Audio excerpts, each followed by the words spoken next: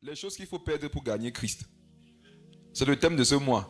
Et je vous assure, si pendant un mois, on va parler des choses qu'il faut perdre pour gagner Christ, sachez que ce sera un mois difficile. Oui. Ça sera un mois très difficile.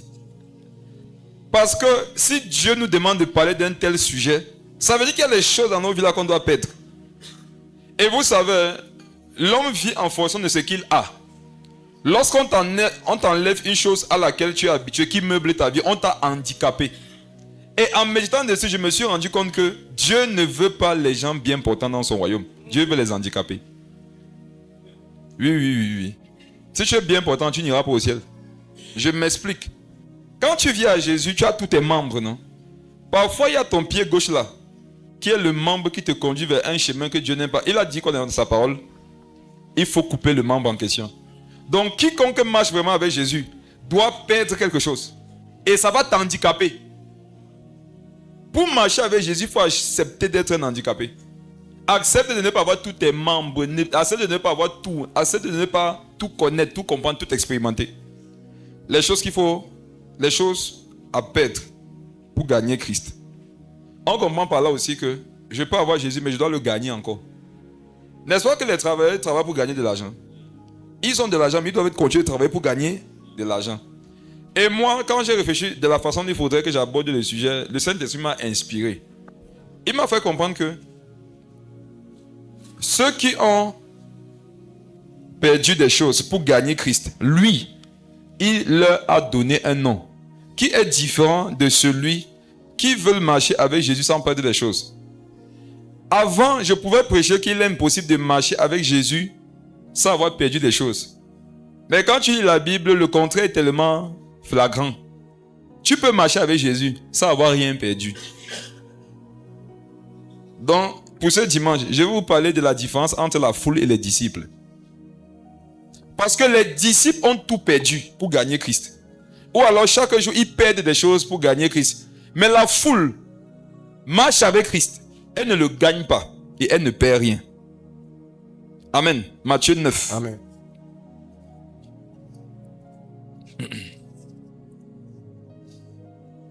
Vendredi, lorsque nous étions ici, je ne sais pas si c'est le docteur Brenda qui a touché un verset qui parlait du fait que les fils du royaume. Hein? Je veux le verset.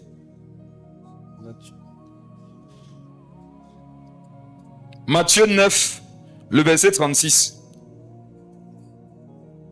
Lisons ensemble, que chacun lise dans sa Bible. Commence au verset 35, rapidement. Matthieu 9, verset 35. Jésus parcourait toutes les villes et les villages, enseignant dans les synagogues, prêchant la bonne nouvelle du royaume et guérissant toute maladie et toute infirmité. Voyant la foule, il fut ému de compassion pour elles, parce qu'elles étaient languissantes et abattues, comme des brebis qui n'ont point de berger. Amen. Amen. Wow. Relis le verset 36. Verset 36. Voyant la foule, il fut ému de compassion pour elles, parce qu'elles étaient languissantes et abattues, comme des brebis qui n'ont point de berger. La foule suivait qui ici? Jésus. Soyons très attentifs. Mes frères et sœurs, ne vous flattez pas de ce que vous venez à l'église. Amen. Ne vous flattez pas de ce que vous avez une Bible chez vous. Vous comprenez? Ne vous flattez pas de ce que vous êtes proche des pasteurs. Ne vous flattez pas de ce que vous êtes converti, ça fait 40 ans. Vous pouvez être converti depuis 40 ans. Vous pouvez être proche des pasteurs. Vous pouvez avoir 4 versions de Bible chez vous. Vous pouvez être à l'église tous les dimanches, tous les mercredis, tous les vendredis. Et quand même faire partie de la foule. Voyant la foule là le suivait. Il fut comment? Ému de compassion pour elle. Parce qu'elle était languissante et abattue. Voici maintenant ce qui m'intéresse. Comme qui? Des brebis. Comme des brebis qui n'ont point de berger. Donc, la foule suivait Jésus, mais n'avait pas de berger. C'est troublant. Hein? Jésus les regarde, non? Il est ému de compassion parce qu'ils n'ont pas de berger. Alors que lui, il est là. Ce n'est pas parce que tu es à l'église que Jésus est ton berger. Le pasteur peut être ton berger et pas Jésus. Tu peux faire partie d'une église locale, mais pas du royaume des cieux. Tu peux être disciple d'un département, mais pas disciple de Jésus. C'est quand même effrayant que le berger des bergers voit quelqu'un et il pleure disant que oh, il n'a pas de berger. Si Jésus pleure que toi tu n'as pas de berger, ça veut dire que lui-même il ne l'est pas. Si Jésus est ton berger, il va peut-être être heureux pour toi. Il regarde la foule et comme des brebis qui n'ont point de berger. Verset 37. Verset 37. Uh-huh. Alors il dit à ses disciples. Alors il dit à la foule. Non. Parlez-moi. Il dit à qui? À ses disciples. Dans le même passage, on voit une différence entre la foule et les disciples. Jésus voit la foule. Qu'est-ce qu'il ressent? Ému de compassion. Tristesse pour eux. Parce qu'ils les voient, ils n'ont pas de berger, ils sont perdus. Maintenant, il se tourne vers qui? Les disciples. Pourquoi? Parce qu'il est le berger. Et qu'est-ce qu'il dit à ceux pour qui il est un berger? La moisson est grande. La moisson est grande, mais il y a peu d'ouvriers. Mais il y a peu d'ouvriers. Priez donc le maître de la moisson d'envoyer les ouvriers dans sa moisson. Amen. Le Seigneur a dit, regardez, vous, vous m'avez, mais eux là, ils n'ont personne. Vous devez prier afin que je leur envoie des bergers. Je voudrais d'abord commencer par montrer ça à quelqu'un. Voici les gens qui suivent Jésus n'ont pas de bergers. Voici les gens qui partent dans l'église. Ils ont la Bible. Ils connaissent les hommes de Dieu. Attends, toi tu as vu Jésus. Eux ils ont vu Jésus comme ça. Mais malgré ça, Jésus pleurait sur eux. Jésus a pleuré sur Jérusalem, non? Vous vous rappelez? Alors qu'il était à Jérusalem. Il fait le deuil d'une vie dans laquelle il est. Pourquoi? Parce que cette ville-là avait refusé d'être son disciple. Prenons Matthieu 14. Avançons dans Matthieu 14.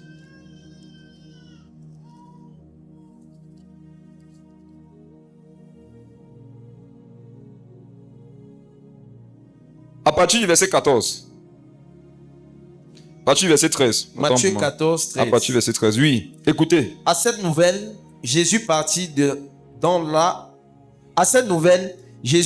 là dans une barque pour se retirer à l'écart dans un lieu désert, et la foule ayant su, sortit des villes et le suivit à pied. Verset 14. Quand il sortit de la barque, il vit une grande foule et fut ému de compassion pour elle. Attends. Une fois de plus, regardez, quel est le réflexe de Jésus lorsqu'il voit les foules? Il est ému de compassion. Rappelez-vous, écoutez, hein, n'est-ce pas que la foule, ce sont des personnes qui sont vivantes? Mais rappelez-vous quand Lazare est mort. Entre quelqu'un qui est mort et quelqu'un qui est vivant, il faut se lamenter pour qui? Celui qui est mort. Mais rappelez-vous, alors même que Lazare était mort, le Seigneur, sachant ce qu'il devait faire dans sa vie, il était calme, non? On lui a dit que Lazare est mort, il a encore fait 2 jours avant d'aller vers lui. Donc même quand il y a un mort, si le Seigneur sait qu'il va intervenir dans ta vie, ou alors s'il sait qu'il y a une communion entre vous, il ne peut pas s'inquiéter pour toi, même si tu es mort. Parce qu'il a dit que même si tu meurs en lui, tu vivras. Mais voici des personnes qui sont encore vivantes sur le plan physique, mais pour lesquelles Jésus fait le deuil. Alors que Lazare qui était mort physiquement, n'a pas fait le deuil sur lui. Et écoutez, on dit quand il voit la foule, même réaction que tout à l'heure, ému de compassion pour elle.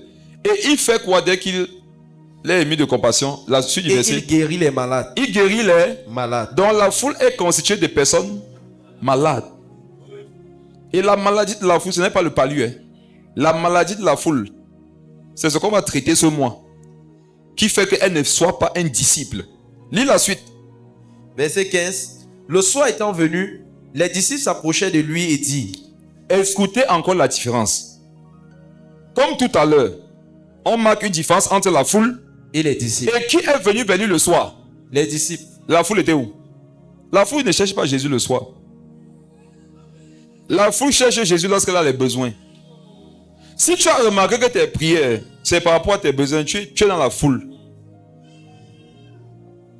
On dit qu'ils ont suivi Jésus à pied. Qui se rappelle? On ne va pas lire tout le passage. Hein. Mais on voit par la suite, Jésus leur dit que regardez, vous n'êtes pas venus à moi parce que vous avez vu les miracles. Vous êtes venus à moi pourquoi? Parce que vous avez mangé. Vous êtes rassasiés et vous voulez manger encore. La foule cherche Jésus pour manger. Quand tu as communié avec Jésus, c'est par rapport à ton ventre. Tu n'es pas son disciple.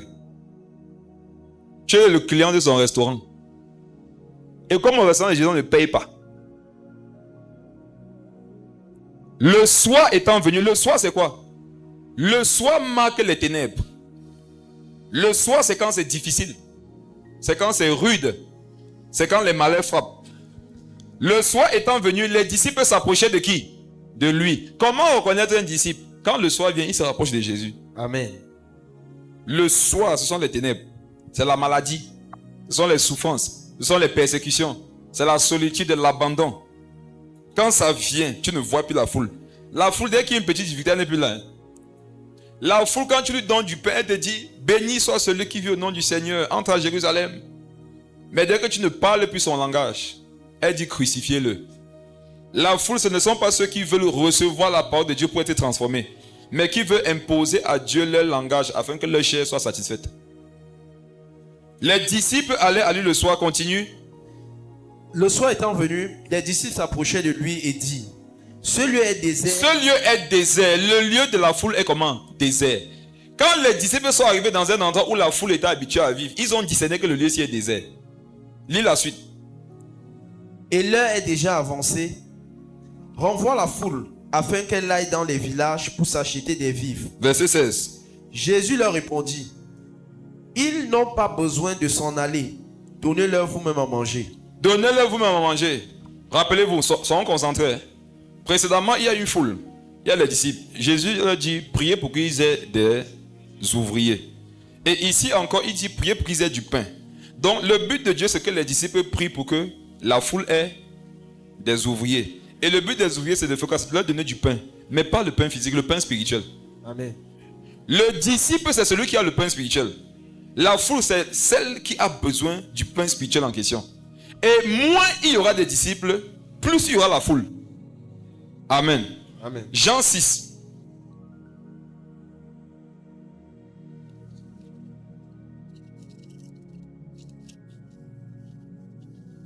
À partir du verset 1. Jean 6, verset 1. Après cela, Jésus s'en alla de l'autre côté de la mer de Galilée, de Tibériade. Une grande foule le suivait. Une quoi? Une grande foule le suivait. Oui.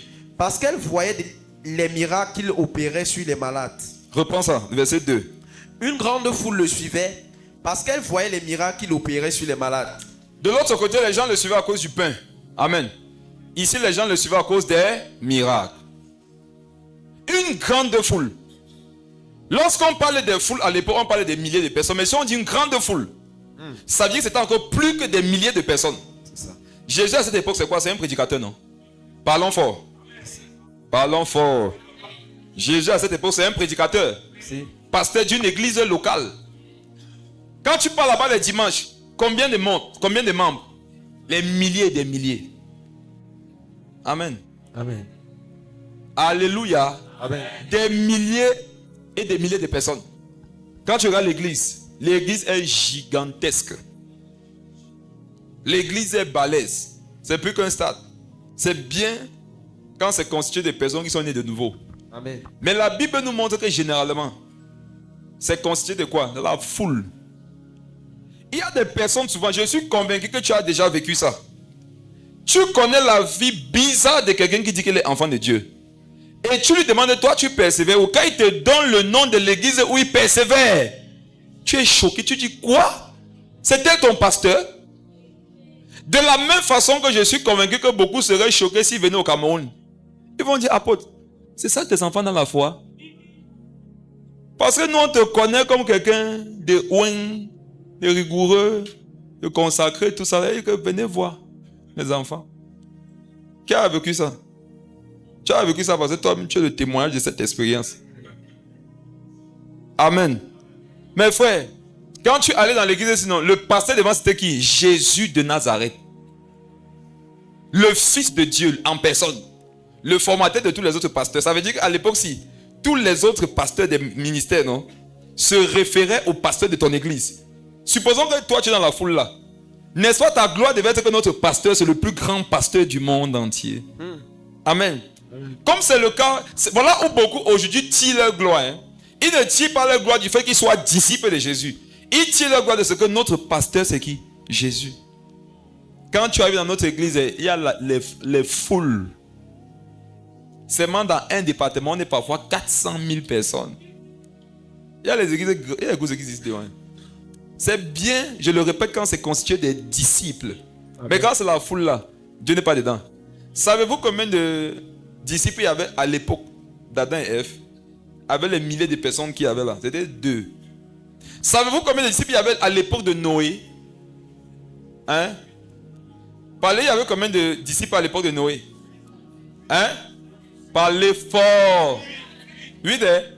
C'est écrit où? Il y avait 1. Noé seul. Ne confondez pas le nombre de personnes entrées dans la barque avec le nombre de personnes qui étaient agréables à Dieu à l'époque. À l'époque de Noé, seul Noé, c'est écrit, était juste devant Dieu. Il trouva grâce à Dieu. À Sodome et Gomorrhe, parmi les plus grandes villes de l'époque, il y avait combien là-bas? 1. Lot. 1. L'époque de Noé. 1. Attendez. Lot, non, c'est petit niveau. C'était 2 grandes villes. C'est comme Yaoundé, Douala, il y a 1 disciple. Mais regarde, à l'époque de Noé, non, c'est sur toute la terre. Est-ce que vous réalisez qu'à un moment donné, sur toute la terre, il peut y avoir 1 disciple? C'est effrayant, hein? On va parler seulement. Vous allez voir que beaucoup ici, là, c'est comme si je suis dans la foule. Les 7 membres autres de la famille de Noé étaient sauvés par son intégrité. Les 2 filles de Lot et sa femme qui a aussi failli être sauvée, c'était par Lot. La preuve, à peine elles sont sorties, elles ont dit que ok, si notre père meurt comme ça, il n'aura pas d'héritage. Inceste. Vous avez vu, non? Et effectivement, il n'y avait que Lot. Parcourez la Bible, vous allez voir que ça a toujours été comme ça. À une certaine époque, il n'y avait qu'un petit nombre. Et la Bible dit qu'ils seront appelés en grand nombre, mais il y aura très peu d'élus. Et les appelés, ce ne sont pas les païens. Les appelés, ce sont ceux qui un jour ont entendu la voix de Dieu. Donc toi, tu es un appelé, mais ce n'est pas sûr que tu es un élu. Et on dit qu'il y aura beaucoup d'appelés. Hein? Le problème n'est pas que tu étais appelé ou pas. Est-ce que tu serais un élu? Une grande foule. On mesure les grandes églises aujourd'hui par quoi? Non. Le nombre des fidèles, non? Vous savez par quoi Jésus qualifie une grande église? C'est par le nombre de disciples. Amen. Une église qui a 100 000 membres, mais 5 disciples. Quand Jésus voit cette église-là, il dit que l'église-là a 5 membres. En fait, lui connaît 5. Le pasteur va être fier de ce qu'ils sont des milliers, non? Mais en fait, ce qui régit le cœur de Jésus, ce n'est pas le nombre, c'est la qualité. Maintenant, quand la qualité est nombreuse, ça régit doublement le cœur de Dieu. Le but c'est quoi le réveil? Le réveil, ce n'est pas de drainer les foules. Le réveil, c'est le fait de drainer les brebis. Écoutez-moi, je vais vous dire une chose. Pendant que je méditais un jour sur le réveil, Dieu m'a dit que le réveil spirituel, voici ce que c'est. Le réveil spirituel, ce n'est pas qu'on prêche à Douala, à Yaoundé. Tout Douala se convertit. Non. Ici à Yaoundé, le Seigneur a ses brebis. Il y en a qui sont encore dans le monde. Il y a les brebis du Seigneur encore dans le vol actuellement. Dans la prostitution. Actuellement, le Seigneur a ses brebis dans l'arnaque, dans la corruption, dans l'homosexualité, dans le lesbianisme. Le Seigneur a ses disciples là-bas. Maintenant, il nous dit une chose. Il dit que quand le berger va parler, les brebis vont faire quoi? Entendre sa voix. Et elles viendront aussi dans la bergerie. Le réveil spirituel, c'est de partir parler de la part de Dieu afin que ces brebis entendent sa voix et le suivent. Le réveil spirituel, ce n'est pas qu'on a prêché à Yaoundé, tout Yaoundé s'est converti. Non. Il y en a. Moi, à partir de cette compréhension, j'ai commencé à un peu remettre en question ce qu'on a souvent appelé réveil spirituel. On a souvent appelé le réveil spirituel le fait qu'à une certaine époque, ou bien à une certaine date, des foules de personnes se convertissent. C'est pas ça le réveil. Chaque fois qu'une brebis du Seigneur Jésus se convertit, c'est le réveil spirituel. Donc vous qui êtes en train de dire qu'il faut que le réveil arrive, le réveil est là. Il y a les gens, ils se disent que le réveil va commencer le jour où il y aura 100 000 conversions un jour comme ça à Yaoundé. Je peux vous donner un exercice. Allez fouiller dans l'histoire des réveils, non? Comme on le dit habituellement. Les villes où il y a eu des foules qui sont tournées d'un coup au Seigneur. Allez voir ce que sont ces villes aujourd'hui. On a souvent parlé d'Azusa Street, non? Allez voir ce que c'est que Azusa Street. C'est le coin des dealers.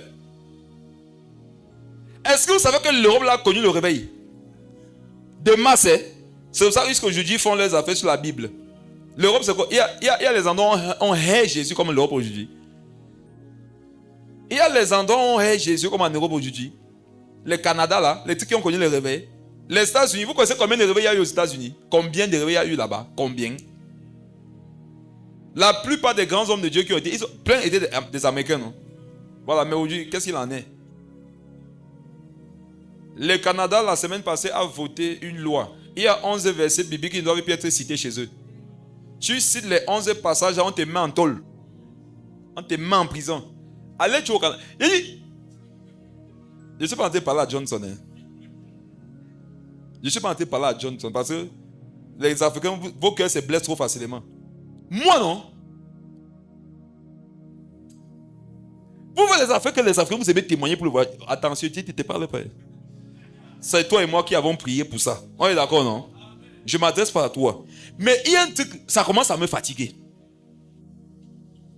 Comment non? Non, ça risque... Non.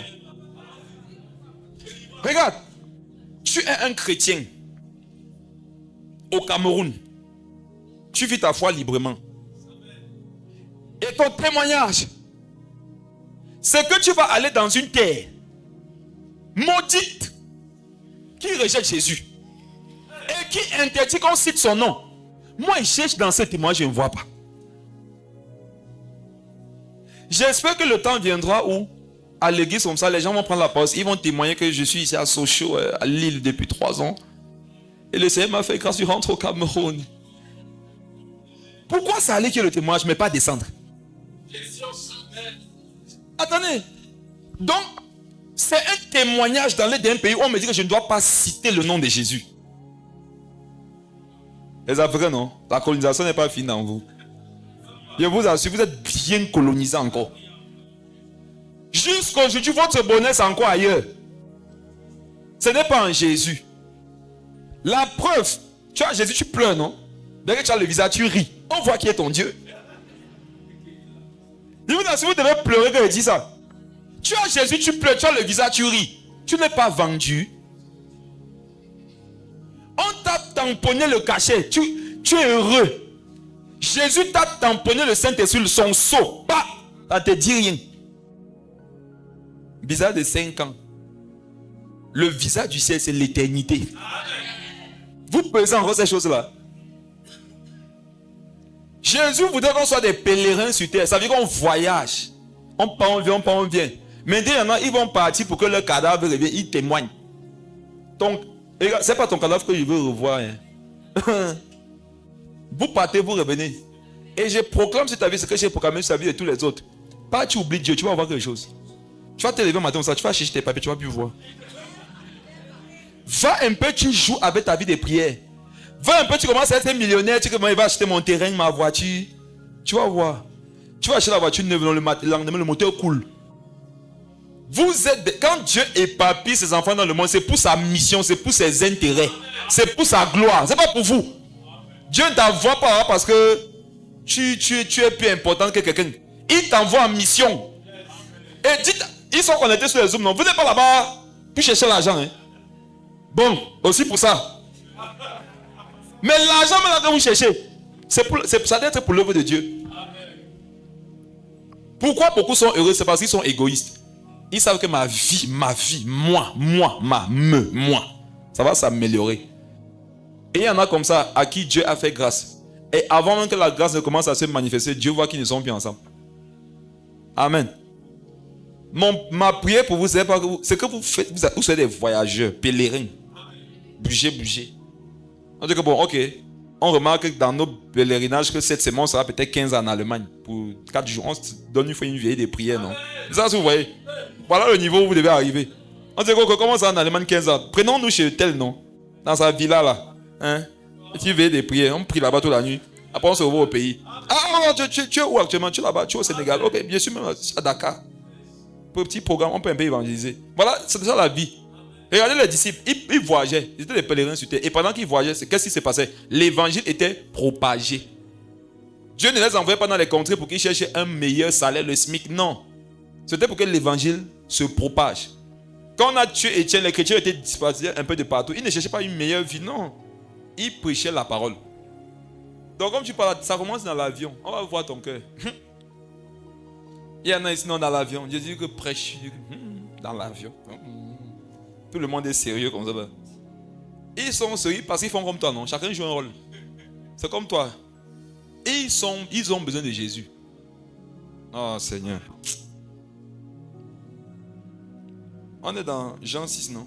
Verset 2. Une grande foule le suivait parce qu'elle voyait les miracles qu'il opérait sur les malades. Donc on peut aller dans une église où le pasteur est vraiment loin et puissant. Il y a une foule. Amen.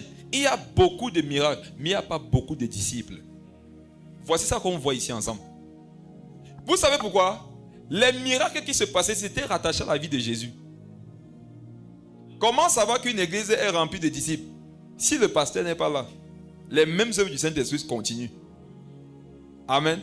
Les miracles que la foule vivait, c'était rattaché à Jésus. Ça veut dire que si Jésus n'était pas là-bas, il n'y avait plus tout ça. Il y a des églises, moi j'ai vu ça, des églises comme ça. Le pasteur est loin. Mais non, l'église c'est la foule, ils aiment les miracles. Dans l'église là on soutient les gens, ils partent pour ça. Cette semaine on va voir si les raisons pour lesquelles tu t'es tourné vers Jésus. On va voir ce montant pour moi. Si les raisons pour lesquelles tu marches chez Jésus sont les bonnes raisons. On va voir si ce sont des raisons qui vont te conduire en envoi au ciel. Tu peux suivre Jésus pour les mauvaises raisons, ça te donne de perdre ton âme. Il y en a ici, c'est parce qu'elle cherche l'enfant. Il y a une femme qui était venue chercher son bébé, dès qu'elle a eu, elle est partie, non? Il y en a qui cherchent le mariage. Dès qu'ils pêchent, c'est comme l'église, c'est comme la mer, non? Chacun lance sa canne. Il piège son besoin.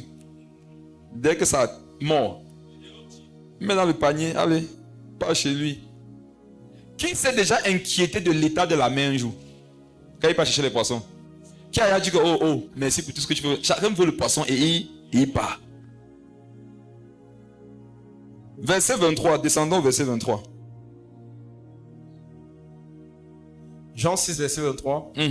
Le lendemain, comme d'autres barques étaient arrivées de Tibériade près du lieu où ils avaient mangé le pain, après que le Seigneur eut rendu grâce, les gens de la foule, ayant vu que ni Jésus ni ses disciples n'étaient là, montaient eux-mêmes dans ces barques et allaient à Capernaum à la recherche de Jésus. Continue.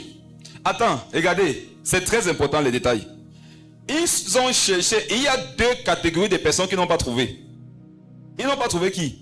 Jésus et les disciples. Jésus. Amen. Amen. On comprend que la foule traîne ensemble. Les disciples aussi traînent avec Jésus.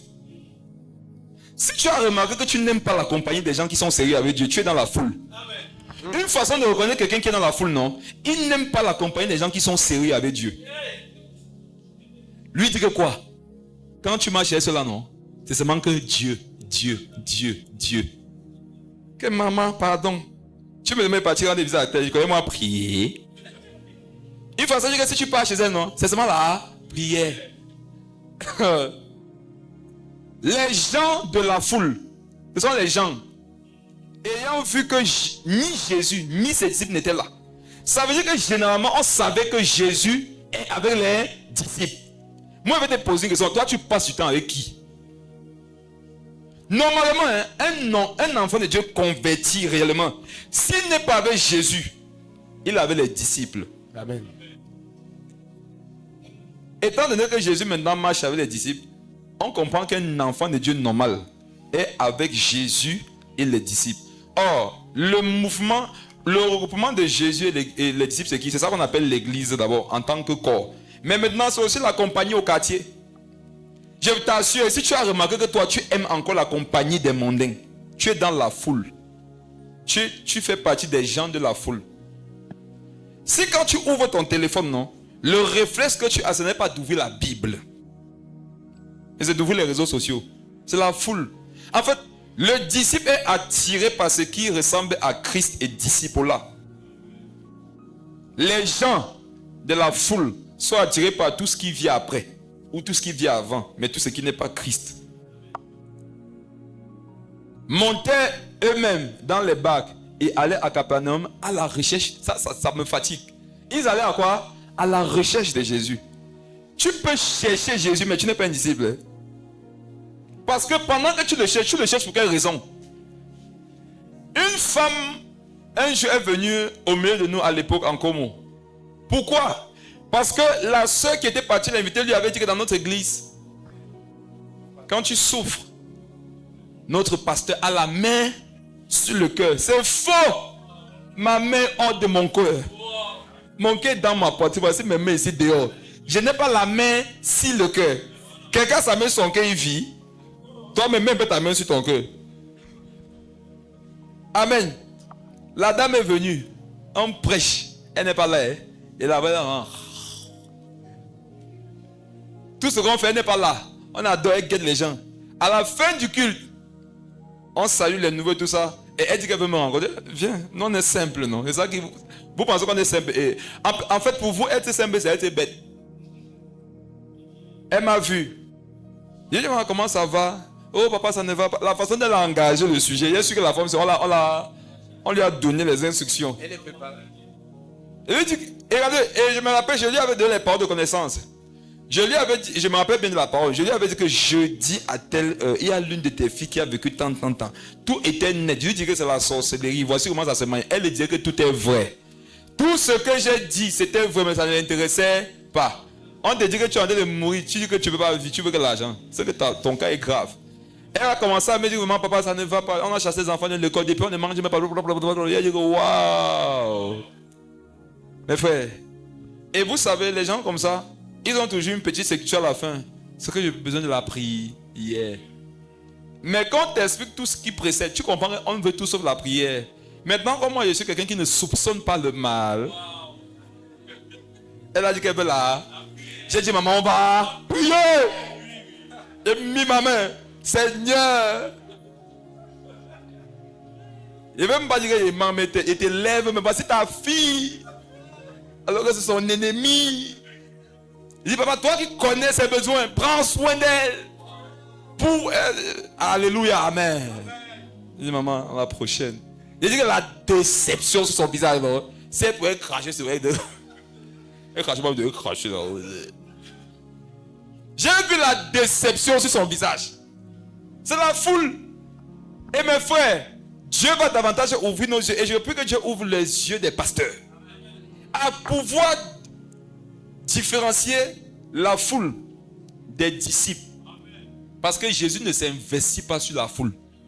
Jésus s'investit sur les disciples. Quand Jésus vient, il voit la foule, il peut vous donner à manger. Il peut faire les miracles. Il peut vous prêcher la parole. Mais ça, c'est dans le but que tu deviens un disciple. Quand tu deviens maintenant un disciple, Jésus te donne les rendez-vous le soir, la nuit, les rendez-vous intimes. C'est pour ça que tu as remarqué que tu n'as pas d'intimité avec Dieu la nuit. Tu fais partie de la foule. Les disciples posent les questions. Toi, tu n'as jamais. Tu vois qu'on dit ici qu'il y a une question, tu n'as jamais les questions. C'est parce que tu fais partie de la foule. Hein. Tu n'es pas un disciple de Jésus. Un disciple de Jésus ne peut pas manquer de questions à poser à Dieu. Pourquoi? Quiconque a une intimité avec Dieu va être enseigné par lui. Et quand Dieu t'enseigne, ça soulève des interrogations. Et forcément, tu auras des questions. Depuis 1 an, 2 ans, 3 ans, tu n'as jamais de questions dans la parole. C'est parce que tu fais partie de la foule. C'est pas que tu comprends tout. Moi-même, il y a plein de choses que je ne comprends pas. Si toi, tu comprends tout, là, c'est que tu es à Dieu. Qui a des questions? Qui a des questions? Il y a des témoignages. Vraiment, quand je suis venu ici le matin, une fois, quand il n'avait que 100 francs, une fois, on m'a dit que tu pars à l'église comme ça, tu n'as que 100 francs. Les enfants, toi, vous allez même manger quoi en semaine? J'ai dit à la voix là que tu mens. Il veut que partir à l'église. Je sais que mon Rédempteur est vivant et il va pouvoir tous mes besoins. C'est pour ça que je suis venu à l'église. On dit acclame le Seigneur. Le message est passé, non? Le message serait pasteur, mais dernier sang que j'avais. Parfois, si tu parles dans les yeux, ce sont les menaces. Hein? C'est que mes derniers 100 francs que j'avais, je suis venu ici avec ça. Et t'amuses par la fin du culte. Foule, tu vas seulement rentrer à pied. Tu as vu, on a lu une version qui dit que la foule marchait, non? Tu vas que marcher. Oh, vraiment, j'ai commencé mon commerce, ça ne marche pas. Non, on va d'abord dire Seigneur Jésus, foule ou disciple. Dis à ton voisin, foule ou disciple. On doit mettre dans le scanner. Amen. Alexandra, avant de le transfert aux gens à la fin, tu donnes. Si c'est fou, tu pries pour qu'elle ait les pieds d'Abraham. Abraham voyageait à pied. Tu pries pour que l'onction d'Abraham vienne sur elle. Je vous dis, lisez vos Bibles. Jésus ne s'investissait pas sur la foule. Il s'investissait sur les disciples. Qui ici peut s'investir sur les enfants du voisin? Amen. Attends, donc j'inscris mon enfant dans une école de 250 000 l'année. Tu viens me voir pour ton enfant. Je le mets aussi là-bas. Vous rêvez. Hein? On peut se parler honnêtement. Toi, tu ferais ça. Et peut-être moi, je n'ai pas encore assez la miséricorde. J'ai grandi et cherche aussi Dieu comme vous. Vous ferez ça. Vous feriez ça. Que, oh ma soeur, ton enfant c'est mon enfant. Oh, je vais vous manquer là, non? Que ma soeur, ton enfant c'est mon enfant. Si toi tu devais faire la même chose, va prendre l'enfant, tu viens avec. Je vais la mettre dans la même école que mon enfant.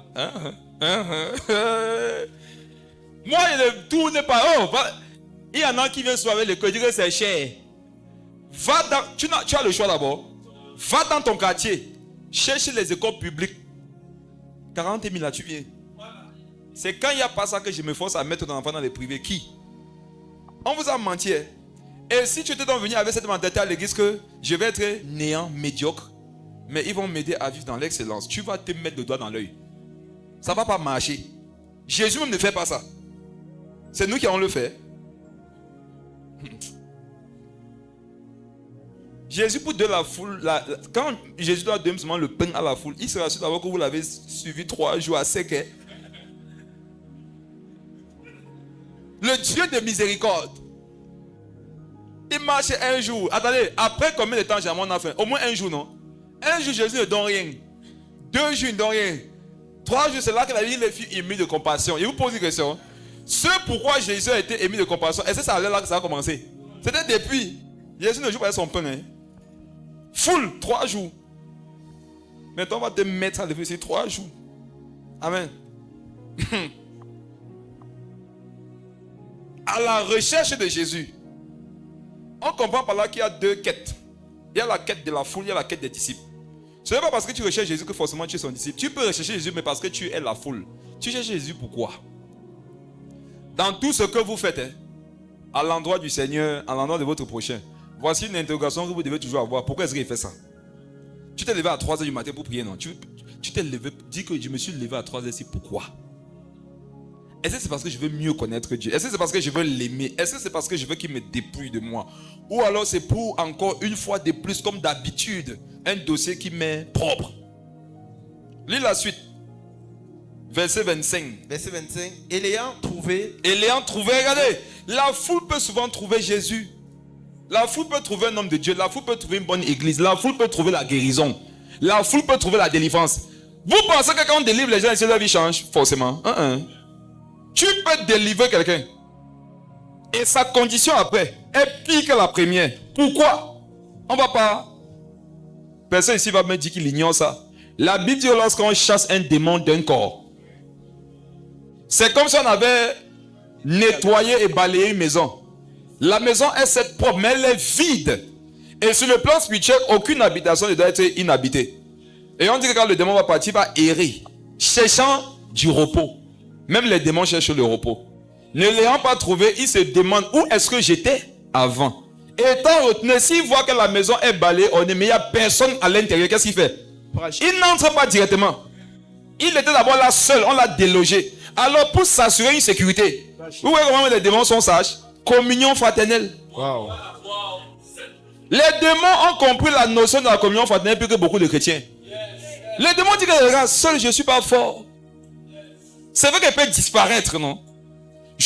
C'est vrai que j'ai plus besoin de prendre l'avion. Je peux prendre la boîte de sardines. Cameroun, Chine, 2 minutes. Regardez l'humilité des démons. Oh. On est ensemble. Un démon peut prendre la forme qu'il veut. Vous savez ça? Un démon peut quitter le bout de la terre à l'autre bout de la terre. Un démon n'a même pas besoin de manger pour être rassasié. Il est esprit.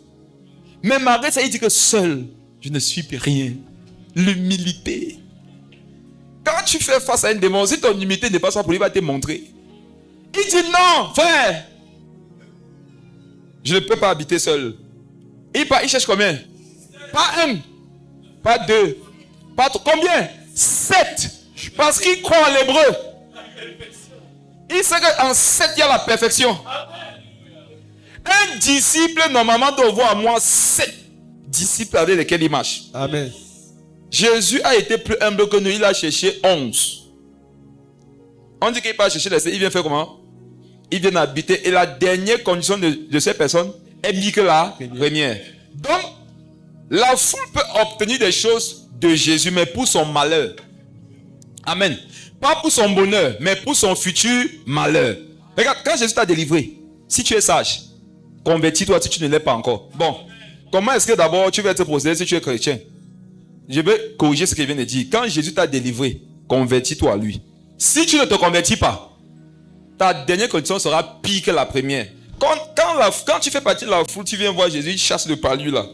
Si tu ne te convertis pas, ça va devenir le diabète. Ça va devenir l'arthrose.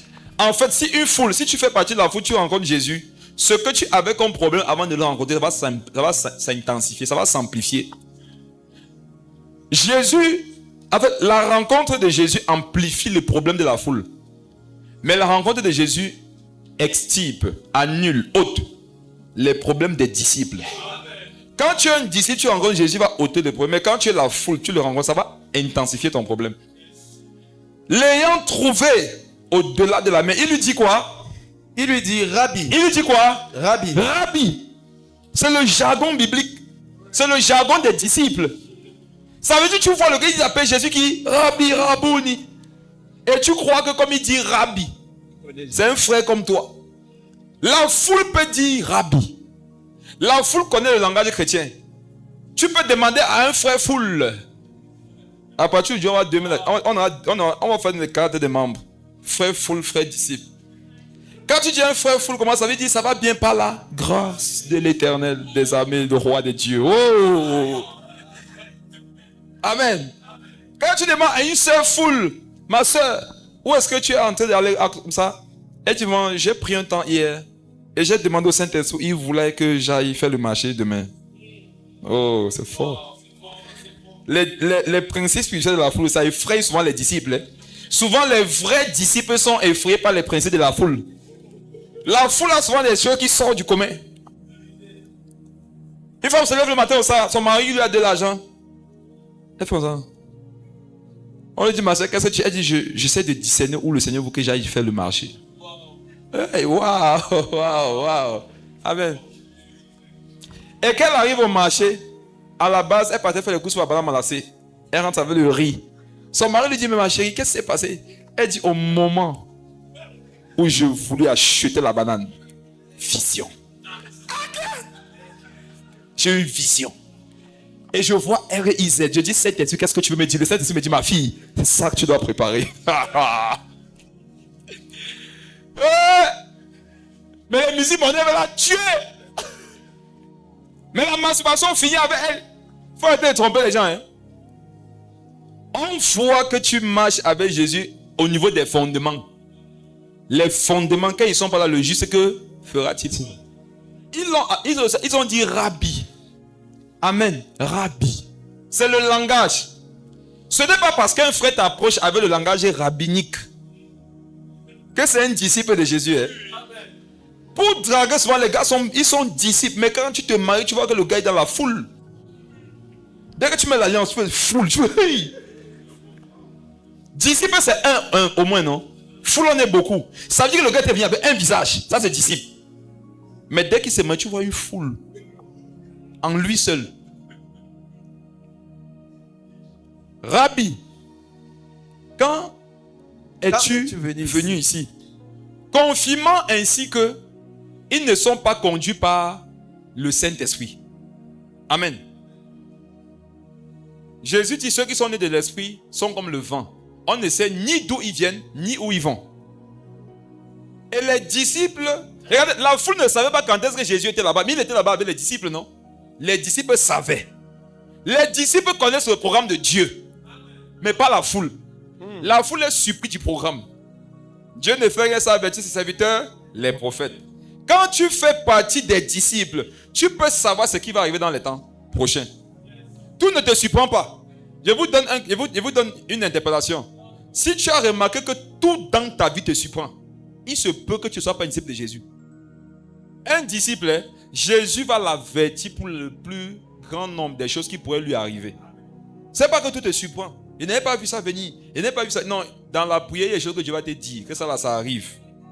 Tu ne vas pas savoir pourquoi en prière, tu vas être convaincu que demain la journée ne sera pas facile. Et tu te lèves, effectivement, la journée n'est pas facile. C'est parce que tu es un disciple. Jésus t'a averti pour que tu te prépares en conséquence. Rabbi, quand es-tu venu ici? Lis la suite. Jésus leur répondit, en vérité, je vous le dis. Oui. Vous me cherchez non parce que vous avez vu des miracles, mais parce que vous avez mangé des pains et que vous avez été rassasiés. Travaillez non pour la nourriture qui périt, mais pour celle qui subsiste pour la vie éternelle et que le Fils de l'homme vous donnera. Car c'est lui que le Père, que Dieu a marqué de son sceau. Dès que Jésus a affaire à la foule, il lui parlait de ses motivations. Alléluia. Amen. Jésus a touché les motivations. Il dit, vous ne me cherchez pas parce que vous avez vu des miracles. C'est parce que vous avez mangé.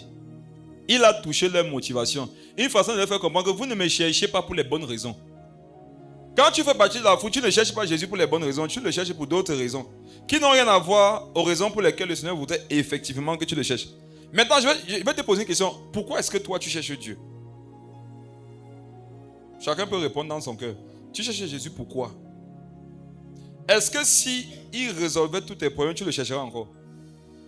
Parfois, tu es en train de chercher Jésus pour qu'il résolve tes problèmes, mais tu ne sais pas. Supposons qu'il te guérisse. Est-ce que tu vas encore le chercher? Supposons qu'il te donne ce travail. Quand tu veux savoir si tu es un disciple, demande-toi si tu continuerais de chercher Jésus, s'il te donnait tout ce dont tu as besoin. Supposons que Jésus te donne tout ce dont tu as besoin, est-ce que tu vas encore le chercher? Certains vont dire, mais je vais encore le chercher, pourquoi? Puisque j'ai tout ce dont j'ai besoin. C'est la raison pour laquelle c'est dangereux de prêcher l'évangile à des personnes qui ont tout dans leur vie, en leur disant que si vous venez à Jésus, il va vous donner ça. C'est très dangereux. Toi, tu n'as pas eu le pain dans ta vie, tu crois que tout le monde a manqué de pain. Et quand tu as connu Jésus, t'a donné le pain, ne crois pas que l'évangile, c'est que venez à lui, il vous donnera du pain. Il y a les gens, ils n'ont jamais manqué le pain.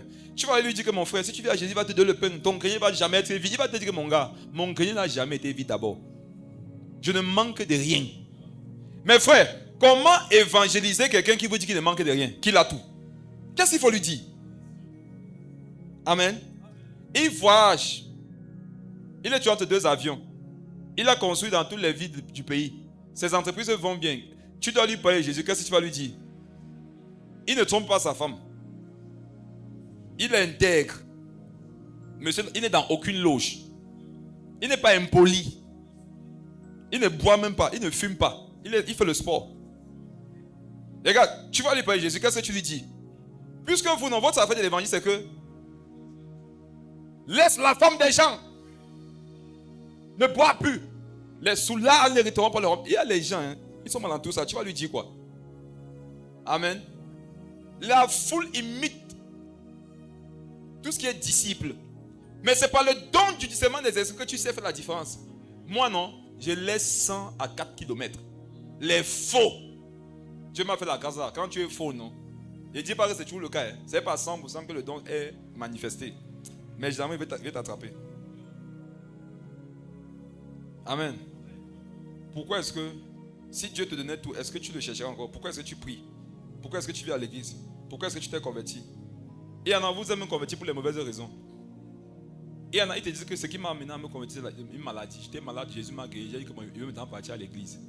Et tu demandes à la personne, mais quand est-ce que tu as commencé vraiment à marcher? Il dit que non, moi, dès qu'il m'a guéri, ça m'a touché. Il se peut que tu ne sois pas converti. Il se peut que tu sois bénéficiaire de la guérison comme la foule. Bénéficiaire du pain. Bénéficiaire de la protection. Mais est-ce que tu lui appartiens? Relis le dernier verset là. Verset 27. Travaillez non pour la nourriture qui périt. Travaillez non pour la nourriture qui périt. Ça veut dire que ces gens travaillaient, mais pour la mauvaise nourriture. Quand tu es dans la foule, tu vas travailler aussi. Le travail ici, c'est quoi? C'est les choses spirituelles. Tu vas aussi prier. Et si on faisait un peu écouter les sujets de prière pendant les veillées, vous allez écouter qu'il y a deux types de sujets de prière. Les sujets de prière de la foule et les sujets de prière des disciples. Travaillez non pour la nourriture qui périt, mais pour ceux qui subissent jusqu'à dans la vie éternelle. Une façon de dire que vous n'avez pas la vie éternelle. Vous avez marché, vous avez pris la pire. Ça veut dire que les gars ont voyagé pour aller au programme. Ils ont pris les barques. Les barques, c'est l'image de l'avion, la voiture, les bus, pour aller à un programme où Jésus devait être. Certaines femmes étaient venues voir l'époque avec les bidons d'eau. On les voit arriver avec les bidons d'eau. On dit c'est quoi? Elle dit qu'elle veut qu'on impose les mains dessus et qu'on prie. Comme ça, à chaque fois qu'elles auraient prêt, prennent un peu le fétiche, non? Verse un peu. Comme ça, qu'elle a un peu le mal d'estomac, elle prend un peu sa potion, elle boit. Comme ça, quand ses enfants partent composer, elle prend un peu le stylo, non?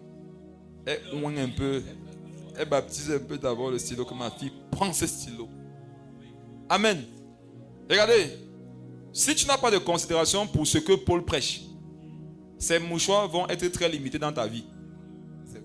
C'est la considération que tu as pour ce que Paul dit. C'est la considération que tu as pour Paul qui fait que si tu as une chose qui appartient à Paul, que ça te guérisse. Amen.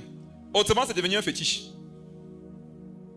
Travailler, non. Regarde, je te dis la même chose. Travaille pour la nourriture qui subsiste jusque dans la vie éternelle. Amen. Travaille pour les choses qui ne sont pas périssables. Ne suis pas Jésus pour les choses de la terre. Allons, avançons. Acte 6. Je prends ça comme étant la transition. Si Jésus leur demande de travailler pour la nourriture qui périt, ça veut dire que ces gens travaillent pour les choses du monde. Et généralement, les gens qui travaillent pour la nourriture qui périt ne sont pas encore affranchis d'eux-mêmes. Ils ne sont pas délivrés du péché. Et il y en a ici, il se peut que vous ne soyez pas délivrés du péché. Ça veut dire quoi? Tu as remarqué que tu es encore esclave d'un vice, d'un mal. Un disciple de Jésus ne peut être esclave, je dis d'aucun. Aucun. S'il y a esclavage, il n'y a pas eu affranchissement. Jésus a affranchi de la loi du péché et de la mort ceux qui sont tournés vers lui. Quand tu deviens un disciple de Jésus, il n'y a plus un péché que tu vas te retrouver en train de pratiquer comme un esclave. Je t'assure que si tu es encore esclave d'un péché, non, tu n'es pas un disciple. Tu as besoin qu'on prie pour toi. Parce que pour peu que tu prennes la position de la vérité aujourd'hui, on dit que tu fais quoi? Tu juges. Tu veux montrer que tu es parfait. Mon ami, moi, on n'a pas de pouvoir contre la vérité. On n'en a que pour la vérité. La vérité de l'évangile dit que si tu es né de nouveau, Jésus t'a affranchi du péché et de la mort. Tu ne peux plus pratiquer, c'est impossible. 1 Jean le chapitre 3. Attends, donc depuis que tu es né de nouveau, tu fumes. Tu n'es pas né de nouveau. Comment certains pasteurs savent que le ministère donne? Quand il passe sur ses pages, il dit waouh, les milliers d'abonnés. Tu sais qui s'est abonné? Généralement, il y a un plus de sorciers. Pour te faire ça dur. Les live TikTok qu'on fait là, les sorciers souvent se connectent pour flécher.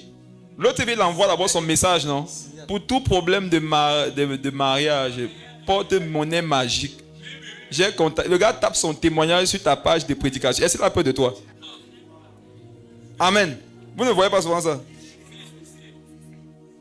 Et je vais vous dire une chose. Ils ne sont pas souvent très nombreux. Ceux que Dieu vous a donnés. Les foules suivaient Jésus, mais Jésus, pour lui, c'était 120 personnes. À un moment donné même, c'était 11. Jésus a travaillé, c'est monté à 70. Le maximum qu'il a atteint, c'est combien? 120. Si toi aussi tu as plus de 120 besties, c'est fort, c'est dangereux. Jésus lui-même en partant, il n'y a pas beaucoup de personnes. Et dans les moments où il fallait vraiment qu'il soit avec des personnes intimes, ils étaient 3. Jésus, 3. Une faiblesse spirituelle, c'est d'avoir beaucoup de proches. Quelqu'un m'a dit que ça, c'est quoi encore? Je ne parle pas de la communion fraternelle. Dans la communion fraternelle même, il y a des personnes avec qui Dieu va te donner de partir quelque part où, il ne peut pas partir, où tu ne peux pas partir avec tout le monde. Il faut les connaître. C'est très important de les connaître. Pas pour négliger les autres. Amen. C'est pour savoir comment marcher. Il y avait des endroits que Jésus savait que ici, là, ça avait Pierre, Jacques et Jean. Il savait qu'ici, ça avait les 11. Il savait qu'ici, ça avait les 70. Ici, ce sont les 120. Bon, maintenant, ici, même la foule peut venir. Amen. Allons dans la transition entre la foule. La foule, là, plein d'entre eux ne sont pas dérivés du péché. Et je vous répète ça. Si vous avez écouté quelqu'un dire qu'il est esclave d'un péché, qu'il est de nouveau, c'est faux. Les deux ne peuvent pas se faire. Alors que le combat de la foi, là, il y a la privation, il y a la lutte. On va voir pendant ce mois les choses. Je vais vous citer les choses que tu dois perdre pour gagner Christ. Je vais beaucoup parler des relations garçon-fille. Parce que non. Je disais à Sébastien l'autre jour que si on part en enfer, on dit là-bas que ceux qui n'ont jamais commis l'impudicité, le Seigneur est au ciel. Il a causé à Paul Biya. Et Paul Biya lui a dit, mon Seigneur, revois le cas de ceux qui sont là-bas actuellement. Et le Seigneur a dit qu'il va amnistier tous ceux qui n'ont jamais commis l'impudicité. Vous qui n'avez jamais commis l'impudicité, sautez! Et allez, on va ouvrir ça comme la mer rouge, non? Personne ne va sortir. Vous voyez que vous n'avez pas compris? On a compris, mais il faut pardonner. Il n'y a pas d'autre péché là. Mes frères, une chose, je vais parler de ça jusqu'à. Comment moi je reconnais les disciples? Chacun a sa façon de reconnaître à partir de ce qui sait de la Bible. Les disciples ont abandonné le péché sexuel. Petit, si tu as abandonné ça, tu es né de nouveau. Oh, ne me dis pas que même les moines, pardon, je ne suis pas moine. Je ne connais aucune doctrine bouddhiste. Je te parle pour moi. Je sais que si j'ai abandonné ça là, c'est à cause de Jésus. Amen. Et frère, même converti après 30 ans, 40 ans, tu connais le pouvoir de la chose. Si tu es en Jésus, tu n'es pas dans l'affaire là. Il se peut que ton rabbi, ce soit un vrai rabbi. Il se peut que ce soit un rabbi sincère. Parce qu'il y en a qui ne sont pas dans ça parce qu'ils n'aiment pas ça. Notamment les femmes. Il y a des femmes païennes pleines qui n'aiment pas le sexe. Tu vois? En ce moment, on ne peut pas prendre ça comme étant un qualificatif pour son cas. Mais vous dites, on va citer les choses dans lesquelles si tu es encore, tu n'es pas un disciple de Jésus. On va prouver ça dans la Bible. Pour l'instant, allons voir la traduction dans Acte 6. Acte 6, le verset 7. Acte 6, verset 7. La parole de Dieu se répandait de plus en plus. Le nombre de disciples augmentait beaucoup à Jérusalem. Et une grande foule de sacrificateurs obéissait à la foi. Vous voyez les différences? Wow. La parole de Dieu se répandait de plus en plus. Quand la parole de Dieu se répand, Dieu compte quoi? Le jour où on avait compté la foule, rappelez-vous que c'était pour dire ceux qui avaient mangé. C'est amusant. Le jour qu'on compte la foule, non, c'est pour dire que voici le nombre de ceux qui ont mangé. Jésus connaît que toi tu es venu pour manger. Il y a une vidéo là, qui est célèbre au Cameroun, la vidéo d'une grand-mère qui est sur Equinox comme ça. Il est venu pour manger. Ça c'est la foule. Quand on compte la foule, c'est pour dire que voici le nombre de ceux qui ont mangé. Mais quand on compte les effets de la parole, on compte qui? Les disciples. Amen. Regarde, Dieu te compte parmi qui?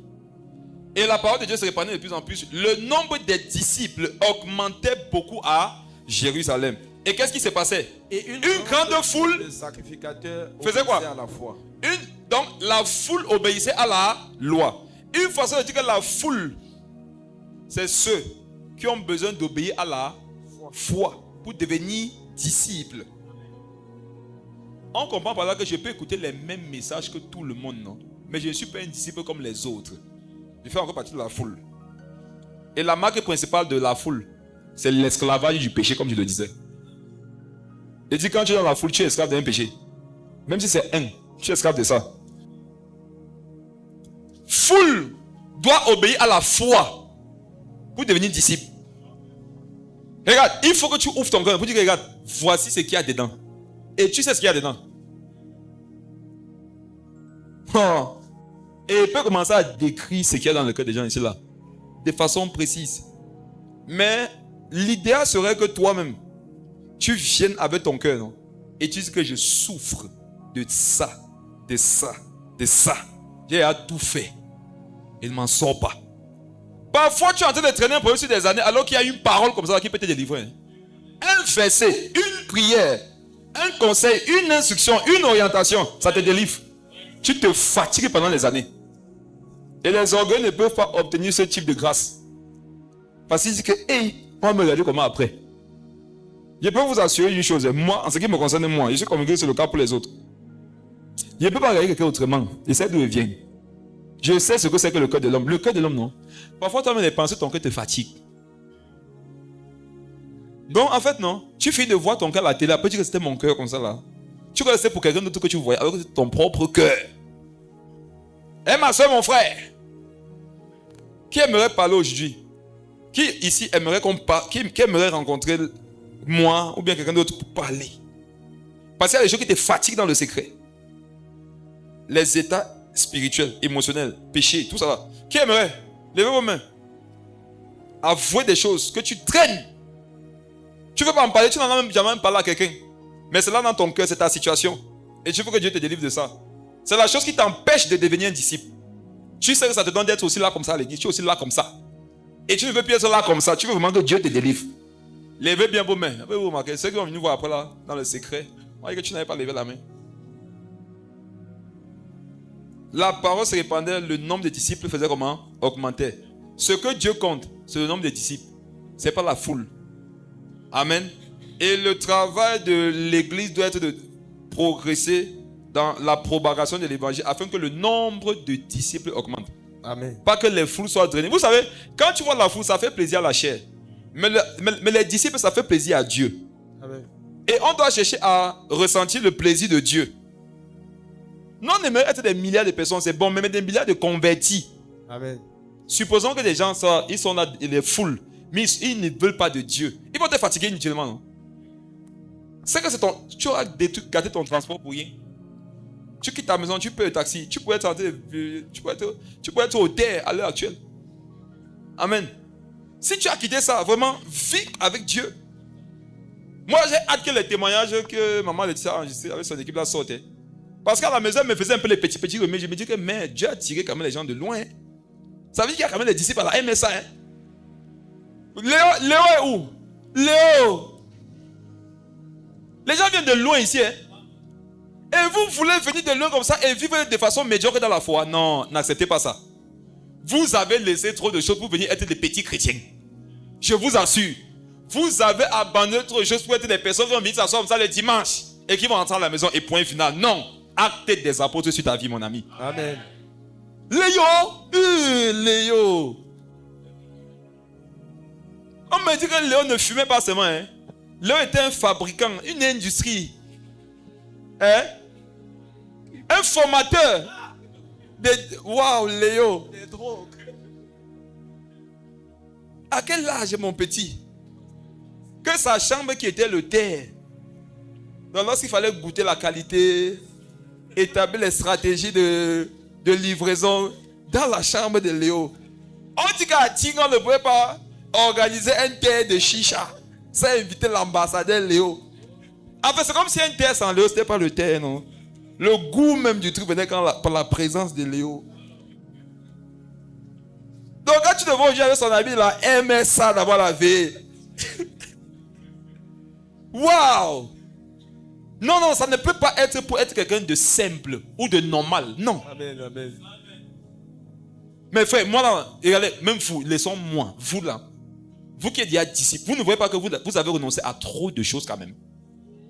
Je ne parle pas comme étant un homme spirituel, je parle comme un homme charnel. Quand il dit trop de choses, on ne peut pas dire qu'on a trop laissé pour Jésus. Mais moi, je parle comme un homme insensé. On a laissé trop de choses quand même pour venir jongler dans la foi. Ce serait du gâchis, frère, si on jongle dans la foi. Après avoir abandonné ce qu'on a abandonné dans le monde là. Hey, autant mais on restait là-bas. On vivait. Attends, j'ai chassé les démons du péché de ma vie. Vous ne pouvez pas venir chasser les démons aujourd'hui. Non, il va les chasser. On va les chasser. Léo, que Dieu te bénisse. Aujourd'hui, responsable du groupe de nettoyage, humblement. Membre du protocole, humble, serviable. Léo va venir te prêcher pendant un jour, tu vas dire que on a mangé ton cerveau, mon petit, dans les églises. Léo te aussi la compassion. Il dit, oh Seigneur, délivre cet enfant. Il ne sait pas ce qu'il fait. Souvent, quand les gens élèvent la voix sur ceux qui évangélisent, c'est parce qu'ils ne connaissent pas ton passé. C'est vrai. Les anciens voyous, les anciens criminels, on t'approche et on dit que, mon frère, dans ta tête, c'est qu'on a bu nos cerveaux. Dans ta tête, c'est qu'on est né comme ça là. Pendant que les autres mamans allaient à la maternité, nos mamans sont allées au ciel. Elles nous ont pondu depuis le ciel. On est descendu du ciel à la sanctification. Tu ne nous connais pas. Tu ne sais pas à qui je t'adresse. On nous ferme une minute et on nous permet de revenir à notre ancien état. Tu es mort. Et regarde, te parle de Jésus, mon petit. Nous, on ne giflait pas. Regarde, on fermait les visages. Nous, c'était un péché quand on giflait comme ça. Nous, c'est comme ça. Comme un baptême, non? Tu ne sais pas de quel côté c'est venu. Aujourd'hui, on est convertis, on est plus violent. Tu peux taper, on est rempli, qu'ils sont bêtes. On est bêtes, on est morts seulement. Prie qu'on ne revive jamais. Parce qu'on peut quitter la foi. Non? On retourne dans le monde, on dit que bon, quand je suis dans la foi, qui m'a manqué de respect là. On est bizarre, c'est Dieu qui nous garde. C'est qui un disciple, ce n'est pas celui qui n'a pas envie de pécher. En fait, non, quand toi-même tu es sur un disciple, tu vois ce que ton esprit veut faire. Toi-même tu dis que non, ne déchaînez pas l'animal. Je peux vous confier une chose. Personne ici peut pécher plus que moi. C'est pour ça que Dieu m'a condamné à prêcher. Il sait que le seul moyen par lequel il peut me garder un peu, c'est que Mbako prêche. Il dit que Mbako va laver. Il dit que mercredi 18h, il y a culte. Le Seigneur sait ce qu'il donne dans son fils. Mes frères, je vous assure, comment moi je sais que Dieu ne doit pas pardonner les péchés de ceux qui ne veulent pas se repentir pour aller au ciel? Ça regarde ma vie. Si moi je me suis converti, n'importe qui peut se convertir. Père, j'avais les faux projets. Je disais que c'est quoi que j'ai fait les longues études avec les mères riches qui sont ici dehors. J'avais dit que moi je serais un nettoyeur. Tous les toits d'araignée des mamans là, c'est moi qui vais nettoyer ça. J'avais mon projet clair pour ma vie comme ça là. Je localise tous les mamans là. Je vous dis, j'avais travaillé tu vois quand quelqu'un a travaillé son projet, non? On dit qu'un entrepreneur. J'étais un entrepreneur. J'avais les projets. Je localise mes 4 mères à Douala, 4 mamans à Yaoundé. Ça fait 8 entreprises, non? Et bien ça va le matin nettoyer. Je ne pas. Amen. Et c'est logique qu'elle me fidèle madame encore depuis 8 ans. C'est que je suis converti, hein, petit. Amen. C'est pour ça que dans l'église, on doit s'encourager. On vient de loin. Hein. Amen, amen, amen. C'est vrai qu'on n'est pas encore parfait, mais quand tu vas te faire dire, frère, du courage. Du courage, mon frère. C'est pas facile. Et en étant aux affaires que papa, tu penses à passer pour toi, c'est facile. Tu es consacré à Dieu. Si on pouvait reconnaître comment c'est dur par les pleurs. Qui connaît les pleurs des pères de l'Ouest au deuil? C'est comme un pleur, il sifflote ses mains. Quand tu vois un père siffloter au deuil, hein, laissez les mamans qui s'enroulent là, suivez-le. Quand il finit de siffloter sur la prière, il passe et il met la corde dessus son cou. Les gens qui peuvent dire, ouais, elle veut partir avec toi. Tu me laisses, laissez-les. Ça, ce n'est pas les gens qui sont touchés. Les gens qui sont touchés au deuil. Souvent, ils mangent. Hein? Les gens, quand ils n'arrivent pas à manger, ils mangent ça qui se plaît. Quand ils prennent, ils commencent à dire que après, c'est fait comment? Il y a souvent des gens comme ça. Ils sont loin. Il faut les surveiller. Parfois, une lame, ça ne descend même pas. Pas vu comment? Il y a souvent c'est ça les cantiques là. Banom tiens du coup. Surveillez-les. Les gens qui ne sont pas touchés sont en train de s'enrouler. Oh, Tamancho, tu me laisses à qui? Je vais faire comment avec les enfants? Je meurs seulement avec toi. Non, laissez-les. Le Dieu ne les touche pas. Les gens calment là. Quand on te donne le conseil de la sanctification, tu me dis que c'est dur. Ris dans mon cœur. Dis que c'est dur. C'est dur. Tu es sûr que ta vie est dure pour te garder avec Jésus? Tu es sûr? Je te donne mes combats, tu vas vivre 1 heure. Quand vous parlez, écoutez ce qu'on vous dit, faites ce qu'on vous demande de faire. Qui a donné les conseils à quelqu'un, ça l'énerve, un jour il veut même plus que tu pratiques, il veut que tu te tapes. Il dit que ne fais même plus ce que tu as dit, viens seulement. Il te piège. On dit que le programme de dimanche, que personne ne manque le culte, c'est un dimanche spécial. La gloire sera là. On dit les anges m'ont encore bipé ce matin que tout le monde sera là. Non, j'ai dit que oui. Quand le pasteur a caché son manqueur ici, qu'il est fatigué. Il dit que fermez-moi les yeux, la gloire va venir maintenant. Fermez les yeux. Le pasteur il vous arrose. Appelez-moi, il dit qu'on paie nous tous. Vous pensez que c'est facile pour qui? Tu sais ce que ça me fait chaque fois que tu veux me dire que papa est sûr que tomber. Moi-même j'ai envie de tomber, mais il ne tombe pas. Quand tu me dis que tu tombes toi, tu connais la blessure que tu me crées. Ce qui me fait souvent mal, ce n'est pas que tu es tombé. C'est que moi-même je veux souvent tomber, mais je ne dois pas. Et maman Liviane.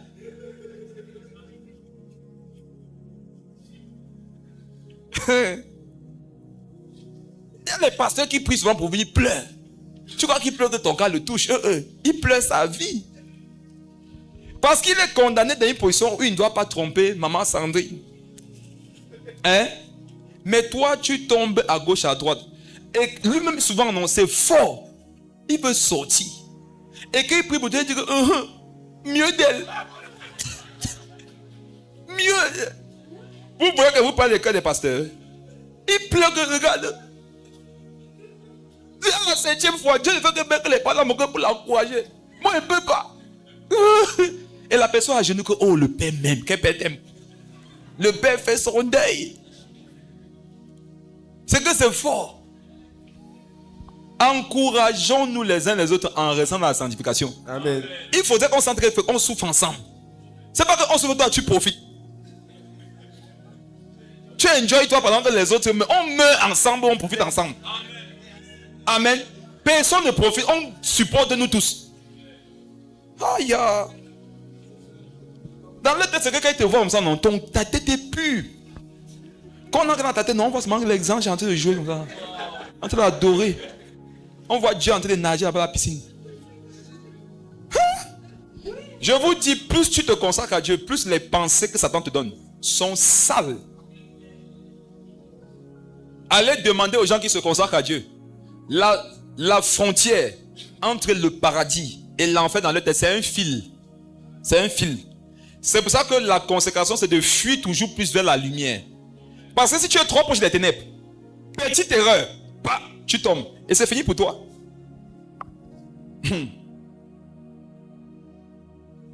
Le rôle des disciples, ce n'est pas de porter les problèmes de la foule, non. C'est de fortifier les disciples entre les uns et les autres. Amen. Souvent, quand vous traversez les problèmes d'une même catégorie, rencontrez-vous. Fortifiez-vous les uns les autres. Vous comprenez? Quand tu as remarqué que tel ont encore les mains du côté, priez ensemble pour ça. Amen. Parce qu'en fait, quand vous allez prier, vous comprenez dans l'esprit, dans l'âme, dans le cœur. Ce n'est pas comme quelqu'un qui ne traverse pas ça qui va venir vous donner les conseils et les versets bibliques. Non, toi tu sais ce que tu vis. Vous savez que vous vivez ça ensemble, non?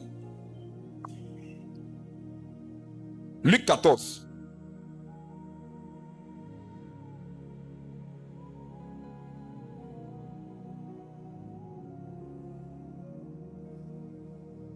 À partir du verset 25.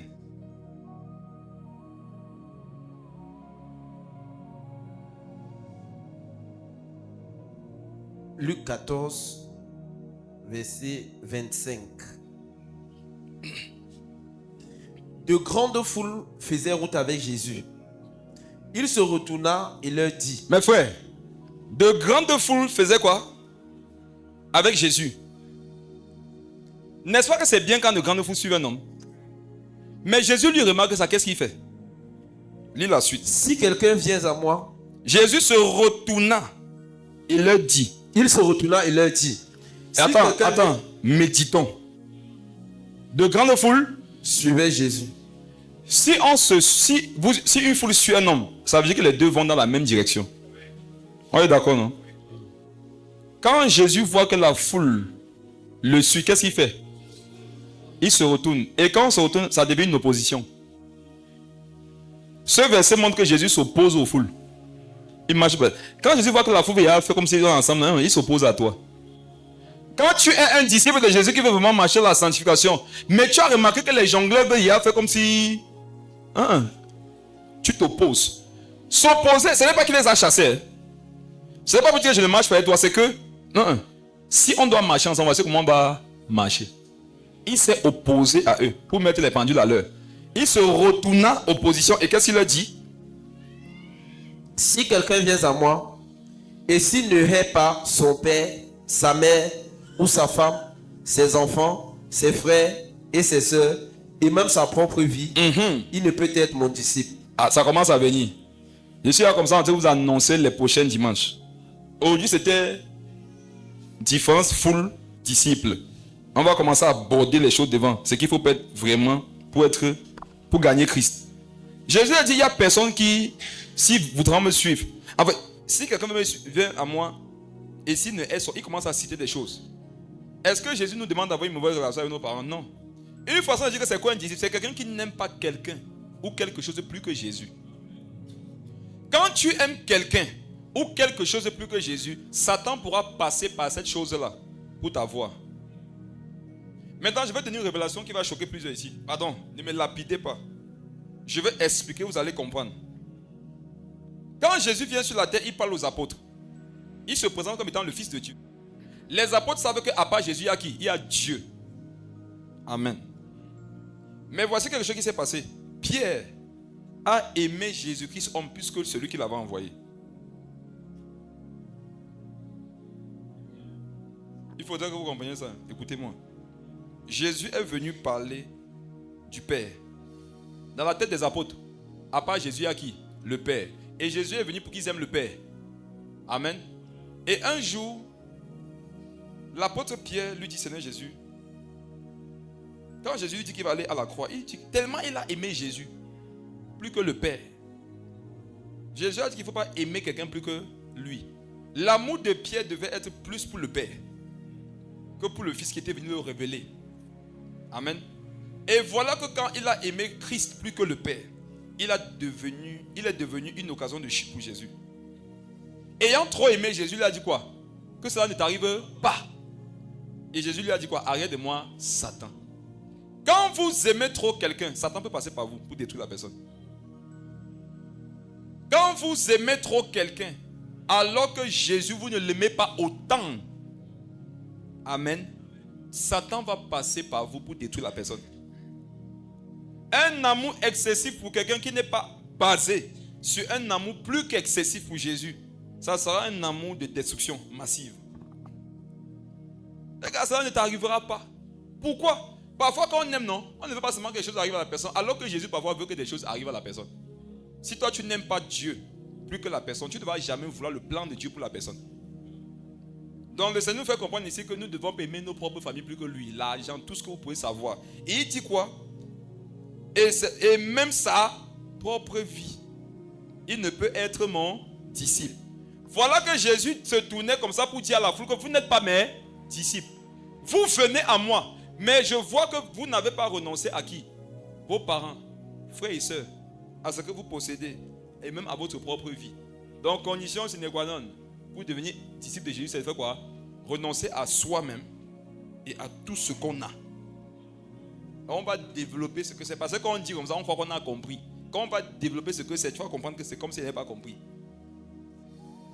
Parfois, quand tu es dans la foule, là, c'est que ta vie, non.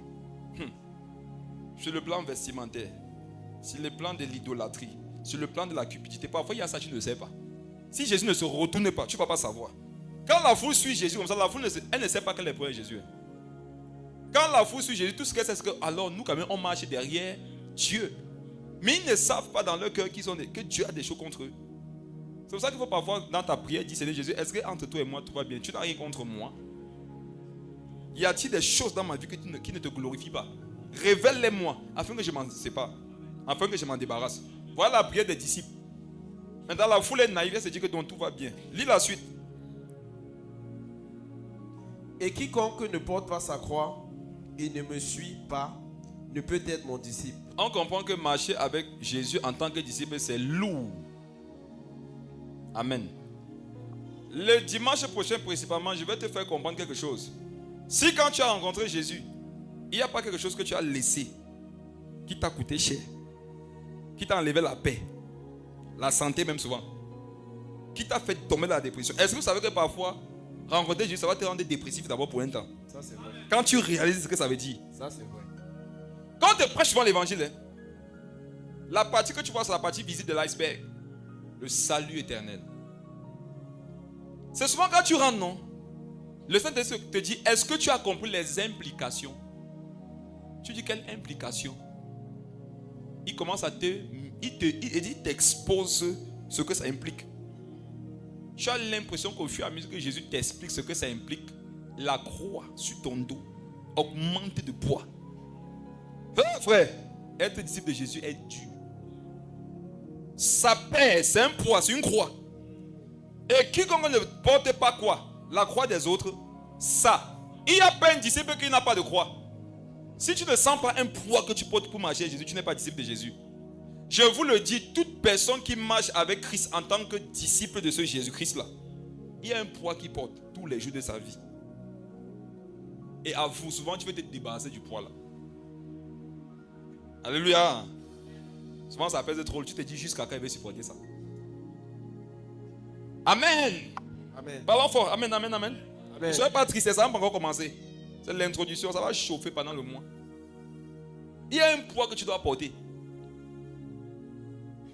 Toi, tu draguais les filles toutes barrées. Depuis que tu t'es converti, toutes les filles de ton quartier t'ont remarqué. Amen. Elles te font comprendre que Pitou. On dit que Dieu est le premier sur la terre. C'est une erreur. Je ne dis pas que tu dépasses Dieu, mais vous êtes ex-écho. Et elle te chante le cantique qui dit: je suis à toi, Père, fais ce que tu veux. Qui connaît le cantique là? Je suis ton instrument. Donc dans mon moment. Qui a remarqué dans le monde quand tu salues, vous étiez Dieu même pour qu'elle te salue? Pour qu'elle te réponde. Depuis que tu es converti, mon ami. Attends, tu ne saluais même pas ton goût. Elle ne te répondait pas. Aujourd'hui, c'est ton goût qui te salue. Homme de Dieu, porte ta croix. Ça va chauffer le mois-ci. Ta croix, c'est que non. Voici le gibier. Il y a le feu. Il y a les épices. Il y a le couteau. Mais l'animal doit rester en vie. Frère, il faut porter sa croix. Et ça fait mal. Amen. Tu étais là au Wolowos du mari de quelqu'un. Tu étais là que ta femme là te donne même quoi? Ta femme te donne même quoi? Il dit qu'il va la chasser. Les Wolowos sont trop bêtes. Hein? Quelqu'un là depuis il va la chasser, il va la chasser, il va la chasser. Toi tu es là, tu as tué espoir qu'il va la chasser. Dès que tu te convertis, le lendemain de ton baptême, il t'appelle et te dit: je l'ai chassé, tu es où? Et que je lui ai dit ces 4 mots, ces 2 vérités, je l'ai mis dehors. C'est une femme. Il te dit que c'était vraiment toi. Il y en a qui ont envie de dire que Seigneur, tu ne pourrais pas venir demain. Qui a réfléchi au Seigneur un jour dans sa vie? Moi-même. Amen. Une opportunité arrive comme ça. Tu dis que Dieu, Dieu Seigneur, pourquoi maintenant? Pourquoi c'est maintenant que Sonia m'appelle? Tu as vu la Bible que tu as mon numéro depuis, non? Pourquoi tu ne m'as pas appelé depuis? Regarde, tu es converti, beau, tu vas porter ta croix. C'est fini avec Sonia. Les jeux de reins en boîte de nuit, c'est fini. Déjà, c'est fini. Les bières, c'est fini. La cigarette, c'est fini. Regarde, les compagnies, c'est fini. Tout ce qui te faisait plaisir, c'est fini. Vous allez voir pendant le mois, c'est que non, les disciples, non, mon frère. C'est pour ça qu'on doit avoir la rage de la consécration pour vivre la gloire de Dieu. Parce que si tu ne vis pas la gloire, regarde, quand tu as abandonné toute chose pour devenir disciple de Jésus, mon frère, fais tout pour vivre la gloire. Amen. Parce que tu vivais la gloire du monde. Si tu vis la gloire du monde pour ne pas vivre la gloire de Dieu, tu vas être malheureux. Wow. Chaque jour, tu es en train de mesurer. Ouais, quand j'étais en Égypte, ouais, avant qu'on arrive ici à Canaan, ouais, la manne, ouais. Tu sais, tu es en train de faire les calculs. De temps en temps, tu vas dire que souvent les 31 comme ça là, j'avais au moins 4 personnes qui m'envoyaient l'argent. Voici maintenant ça que je dois partir veiller à l'église. Hey. C'est même le bon choix que j'ai fait, maman. Et pendant qu'on est sur le 31, là, c'est là, ça que je suis sûr que mes copines seront passées au salaire. C'est seulement à 2 heures que ça a chauffé là-bas. Regarde, porte ta croix, c'est fini. C'est ça seulement les souvenirs, ma mère. Ça fait mal, non? Le moisson on aura très mal. Certains ne savaient pas que tu es devenu enfant de Dieu. À minuit, t'ont appelé comme à coach, tu es à quel niveau? On y a comme ça en train de vouloir partir. Et quand elle te dit que vous êtes en train de vouloir partir, tu sais ce que ça implique. Ça implique la vie que tu aimes. Oh, tu venais de lire avant qu'elle t'appelle Luc 14, verset 27. Et quiconque ne porte pas sa croix. On dit que tu es où? On repasse au téléphone.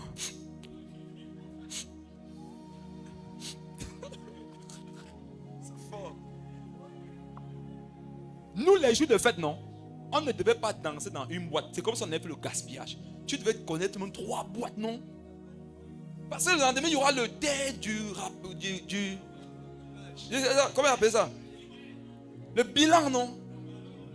On a commencé à avoir tout, hein. Les 4 ans, on a fait, on va finir, non. Et parfois, tu me dis, j'ai encore mal à la télé, bien, mon frère. On était bête comment comme ça, papa? Et que quand tu as lavé comme un dossier, non? Et que on fait 3 semaines, non? On l'a tété partout. La vie du monde est facile. On t'a tété partout. Il faut que tu donnes le rapport que mon frère a lavé 3 dossiers. Tu es fatigué. Là, tu as vu la go qui insistait, mon frère. C'est moi qui dis que maman, elle dit que non. Elle dit que bon. Alors que non, à 4, le froid voulait le tuer. La vie du monde n'est pas facile, vrai. Il ne faut pas qu'on fasse croire que c'est seulement avec Jésus qu'on porte la croix. Même dans le monde, il y a une croix. Et à la fin de la croix, là, il n'y a aucune récompense. C'est la mort. C'est la souffrance, c'est la solitude, c'est la déception. Au moins avec Jésus, mon frère, qui ici ressent souvent le bonheur là? Quand tu t'es discipliné pour faire plaisir à ton Dieu, tu n'as pas eu ce que tu aurais aimé avoir dans le monde, mais tu es fier de toi. Tu sens que le Saint-Esprit à l'intérieur de toi, il se réjouit de ta personne.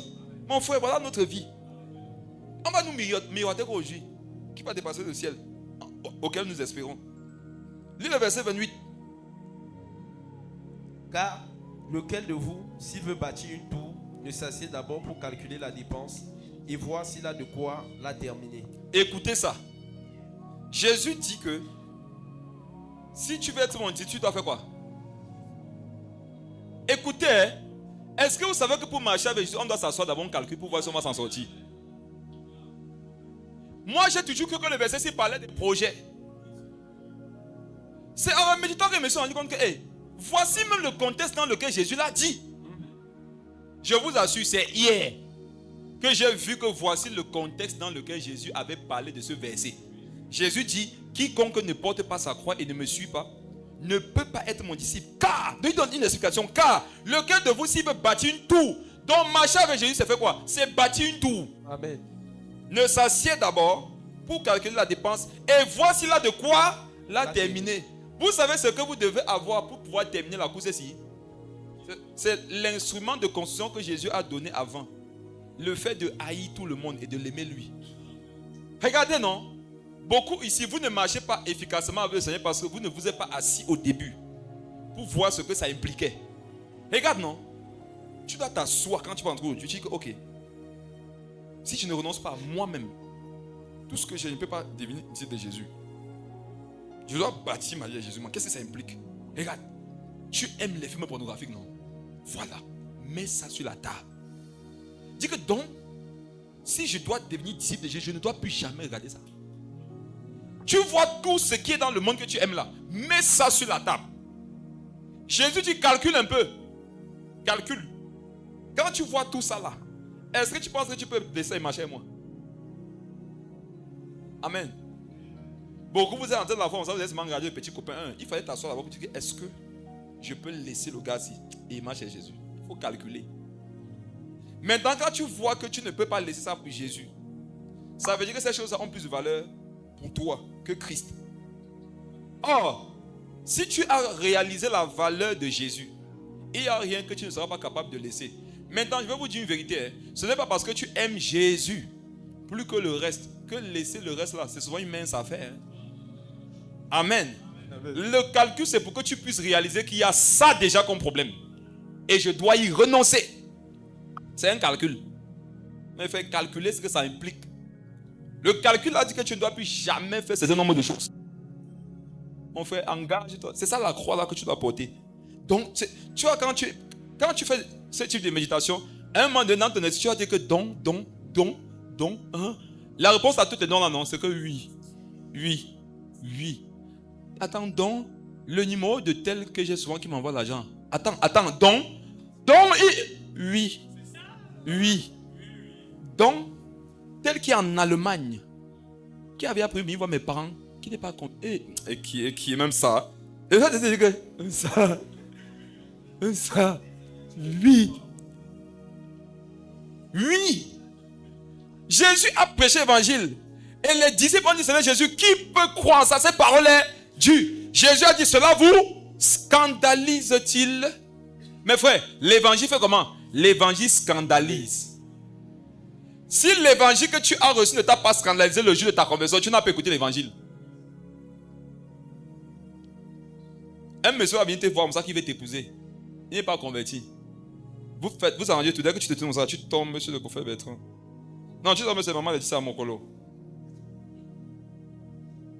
Tu vas voir ton cœur comme hey, je suis une pécheresse.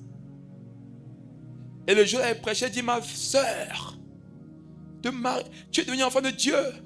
Ton cœur, ton Saint-Esprit te marie par un païen. Elle dit elle me connaît où? Vous voyez, les gens se fâchent contre vous, c'est parce que vous avez décrit leur vie pendant l'évangélisation. Hein. Regardez, vous savez ce que ça implique pour la femme là? Elle ne doit plus se marier avec la personne. Attends, c'est pas un scandale. Avant moi, je disais que quand une église vient dans une famille, ça c'est pas la famille, c'est une bonne église. Qui m'a écouté dire ça? Je me repens. Tout le monde peut faire les erreurs dans la vie. C'est vrai en partie, mes frères et sœurs. Soyez sages et équilibrés comme vous voulez. Quand vous faites entrer l'évangile dans une famille, il se peut que ça divise. Jésus a dit que je ne suis pas venu apporter la paix sur la terre. Comment vous expliquez que le prince de paix ne soit pas venu apporter la paix? Donc en fait, non.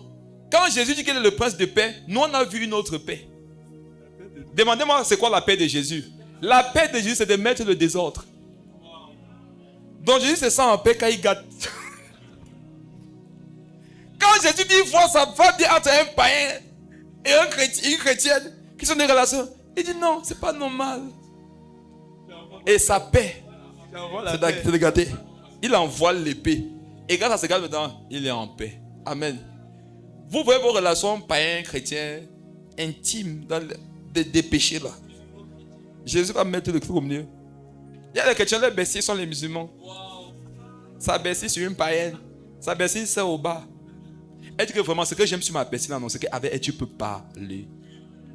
Tu peux parler, mais parler de quoi? Oui, elles aiment ça. Les soeurs aiment ça, que moi je préfère les païens. Elles ne sont pas hypocrites avec l'église. Et pentez-vous de ce langage. Vous parlez contre les enfants de Dieu comme ça. Que vraiment, les païens sont même frères. Les chrétiens sont hypocrites. Même si la chrétienne est hypocrite, il faut que marcher avec elle. Païen sincère ne veut pas chrétien hypocrite. Je parle fort. Païen sincère ne veut pas chrétien hypocrite. Païen chrétien, c'est bon. Païen disciple, ça suffit. Vous n'êtes pas fait. Est-ce que vous savez qu'il y a les païens qui ont les qualités plus que vous dans certains domaines? Ça, c'est vrai. Allez marcher eux alors. Parfois, non. C'est moi qui ai un mauvais caractère. Mais celui qui a un bon caractère, c'est lui qui a la mauvaise compagnie. Amen. Sur une affaire d'appartenance, tu appartiens à qui? Une païenne est calme. Moi, je suis chrétien, je suis un peu agité. C'est une mauvaise compagnie pour moi. Alors que c'est elle qui est calme. Je n'ai pas fini l'introduction, c'est pas grave. Je voulais au moins que vous voyez ça. Dimanche prochain, on va finir avec ce que c'est qu'un disciple un peu. On va entrer dans les vraies choses. Amen. Mais déjà, rentre avec le verset. C'est parce que c'est un verset qui va meubler notre vie ce mois. Quiconque ne porte pas sa croix. Vous allez comprendre que ce que vous ressentez souvent, que ça pèse, c'est dur là, c'est normal. Toi-même, tu sens que c'est dur, c'est dur. Ce n'est pas anormal, c'est quelque chose de très normal. C'est ta croix que tu portes. Vous pensez que c'était facile pour Jésus d'aller mourir? On dit que Jésus est tombé sur le poids de la croix. Qui a lu ça? Il est tombé sur le poids de la croix. Ça pesait. Amen. On va prier. Dis à Dieu que ce mois qui te révèle ce que tu dois perdre pour le gagner. Seul sujet de prière. Demande à Dieu de te révéler ce que tu dois perdre ce mois pour réellement devenir ou alors pour réellement continuer à être un disciple. Ah Seigneur. Et demande-lui la force de porter ta croix. Prions, demande à Dieu de te révéler pendant ce mois d'avril ce que tu dois perdre pour le gagner lui et qu'il te donne la force de porter ta croix. Au nom de Jésus. Seigneur, nous voici. Révèle-nous pendant ce mois d'avril ce que nous devons perdre pour te gagner. Et pendant que tu nous le révèles, Seigneur, donne-nous la force de porter notre croix et de faire ce que tu attends de nous. Il y en a, tu attendras qu'ils perdent une compagnie. Tu attendras que certains perdent des sommes financières. Certains devront perdre des postes. Certains devraient perdre des avantages, soi-disant, pour te gagner toi. Ce mois, papa, que la mort à soi soit de taille. Que le brisement de l'ego soit parfait. Au nom de Jésus. Amen. Gloire au Seigneur.